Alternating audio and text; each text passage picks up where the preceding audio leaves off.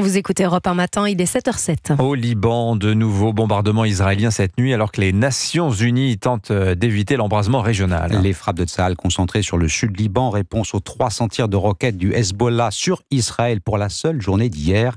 Les sirènes d'alerte qui ont encore retenti cette nuit au-dessus de Tel Aviv, projectiles interceptés par la défense antiaérienne.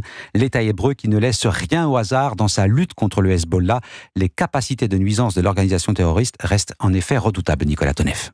La vraie épée de Damoclès, c'est les missiles. Des milliers de missiles et des dizaines de milliers de roquettes en stock. Mais selon Raphaël Jérusalemi, ancien colonel des renseignements militaires israéliens, le Hezbollah est aussi capable d'attaques terrestres. Il y a une seconde menace qui sont les infiltrations à l'intérieur du territoire israélien de militants terroristes armés. La troisième menace relève de la tactique affaiblie. Le Hezbollah s'en prend directement aux villes et aux installations industrielles à portée de tir. Haïfa possède des industries chimiques qui sont très dangereuses si elles étaient frappées. Menace aussi sur les puits de gaz naturel en mer Méditerranée. Si on n'avait pas le dôme de fer, on compterait les victimes par milliers. Et si jamais un de leurs missiles du Hezbollah franchit les mailles du filet israélien et qu'il y a plein de morts, je vous laisse deviner la suite du scénario et la réaction des Israéliens. Mais pour Raphaël Jérusalemi, le Hezbollah est trop impliqué dans la vie politique libanaise pour être détruit. Il peut être affaibli, au mieux. Nicolas Tonef, le Hezbollah qui confirme la mort de Mohamed Kobeissi, ce commandant de l'artillerie et des systèmes missiles a été tué hier dans les bombardements sur le sud Liban.